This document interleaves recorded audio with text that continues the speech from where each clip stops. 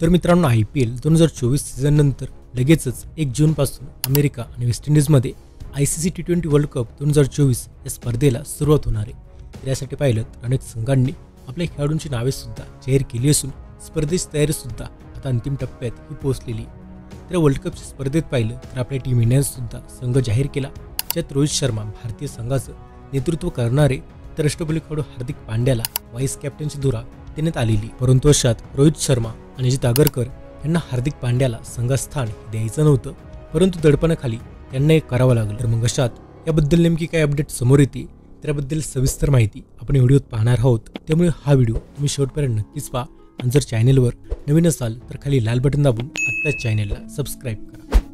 खरं तर IPL 2024च्या या सीझनमध्ये पाहिलं तर बॅटिंग आणि बॉलिंग या दोन्हीमध्ये हार्दिक पांड्या साजेशी कामगिरी ही करू शकलेली नाही। तर याशिवाय हार्दिक पांड्या कॅप्टन म्हणून आपली छाप सुद्धा सोडू शकलेली नाही।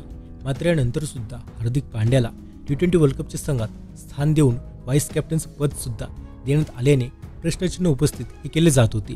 तर याच दरम्यान पाहिलं तर एक महत्त्वाची माहिती समोर येते, ज्यात खरं तर कॅप्टन रोहित शर्मा आणि राष्ट्रीय निवड समितीचे अध्यक्ष अजित आगरकर यांना हार्दिक पांड्याला संघात देखील स्थान हे द्यायचं नव्हतं। मात्र BCCIच्या दडपणाखाली या दोघांना सुद्धा हार्दिकला संघात घेतल्याचा खुलासा झालेला आहे। खरं तर काही सोर्सेसकडून मिळालेल्या माहितीनुसार अहमदाबाद येथे झालेल्या संघ निवड बैठकीच्या वेळी रोहित शर्मा आणि राष्ट्रीय निवड समितीचे अध्यक्ष अजित आगरकर हार्दिक पांड्याला संघात घेण्यास इच्छुक नव्हते, ज्यात रोहित शर्मा आणि अजित आगरकर यांच्या तीव्र नापसंतीनंतर सुद्धा BCCIने दडपण आणून हार्दिक पांड्याला संघात ठेवण्यास त्यांना बाध्य केलं अशी माहिती समोर येते। नंतर त्याच्याकडे व्हाईस कॅप्टनचं पद सुद्धा सोपवलं गेलं। त्यामुळे एकूण पाहिलं तर हार्दिक पांड्याला संघात सहभागी करून घेण्यासाठी BCCIने या दोघांवर दडपण आणले अशी माहिती समोर येते।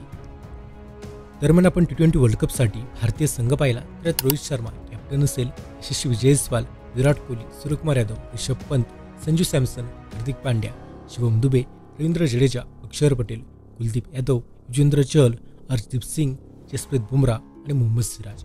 याशिवाय राखीव खेळाडूंमध्ये शुभमन गिल, रिंकू सिंग, आवेश खान आणि खलील अहमद या संघाचा भाग असणार आहेत। तर आता आपण T20 वर्ल्ड कपचा फॉर्मॅट कसा असेल याबद्दल बोललो, तर यात आगामी T20 वर्ल्ड कप 1 जून ते 29 जून दरम्यान वेस्ट इंडिज आणि USA मध्ये खेळवला जाणार आहे। तर 20 संघांची स्पर्धा 5 फेरीसह एकूण 3 टप्प्यात खेळवली जाईल।